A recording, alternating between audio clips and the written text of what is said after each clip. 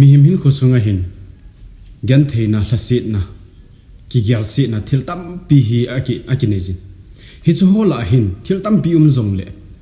ha sadi sat kha umine hi chi a hin thil pha i bol ji a mi ten mu sit na i chan pai thil pha i bol no ho min mu da na ai ne ya sei sit na ai nei pa hi mi him hin khuwa hin athu ha loi ta kha chu hi nei hi ta bang hi na tu kha ai le tu ni in pathin thu akuna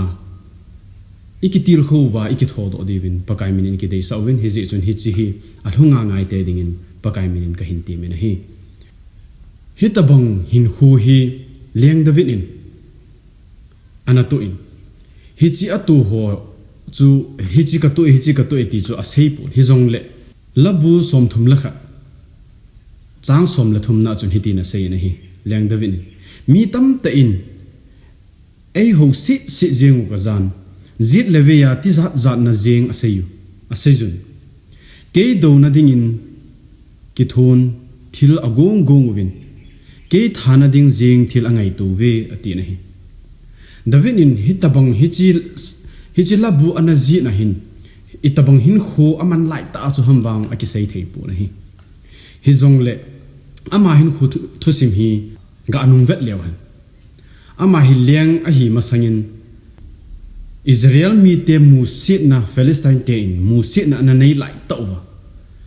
so leng pa jeng in zong zum na za cha na thoa chidang nam dang te khu noya zum ta an lai tauwa hi ta su David leng pa in Israel mi te hi in chule adi a so leng pa ama zum na le za cha na ana hu do Golaya hi chi mi hat pa ana tha hi ta banga thil pha a bol jing lai in zong David chu so leng pa in hi cha thil pha bol pa chu pa cha na sei pha na dop sang ta sang chun David tha na ding lung angai tu hi ti chun anadal mang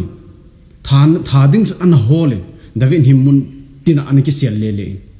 sung pang la gan thei ta nu le pa nei lo bang u le naw nei lo bang azat mi te zat le nam nei lo bang in hi ti chun gan thei ta hin kho na ma an ki sel le le nei hin la David in aman le thu na ding an zong ago pu athu sim chu evena hi le David leng pa chun sol chu tha na ding chan zong wer tam ta amu nei a hin la aman a le thu hi chu zo si chu pakai khun angam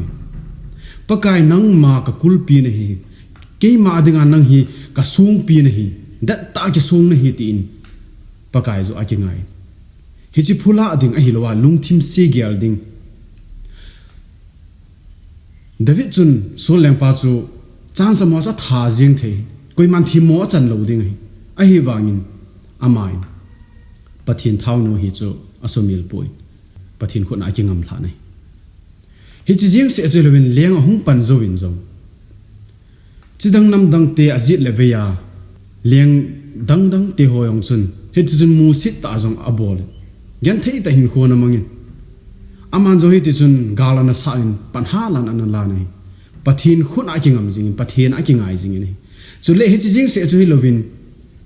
chidang nam dang te a ko na chu thu chu minum tale acha pa jing in jong tha ding in anadalen acha pa a kon jing in jong anazami hi ti chun gen thei ta in anaki sial le le ki nei hi chu zo si hi ve na hele aman thil pha bola pa kai khun a king ama pathin hinga taw jinga a hin ko pathin khuna a hlan jing wang chun ama hi mi te mu sit la sei sit le hi ti chun gan thei ta hin ko anamangin acha pa jing in zo chule athil pha bol na adi a so leng pa a hin la aman pathin khun a hin ko na ngam jing hi chi ma bang che e hon jong tu na hi thil pha I bol mai the iloi golding a thil pha I gyal mai the thil ama chu aphat na dinga thil long isei pi mai the in sung dam theina dinga thil tam pi I bol mai the khu sung dam theina dinga thil tam pi thanei sun suna thil na pha thil pha tam pi to jong ding ai hobung dam theina ding la hobung phat chum na dinga na tam ta I to ding ai hin la hi chi thil pha I bol ho chu mi te in ana simji pu thil pha I bol ho koiman an gyal pha pu a hi lo le mu si na thei thil niaw cha hi lo wa le hi chi thil pha I bol ho chu min ana he phaji poin asilam panga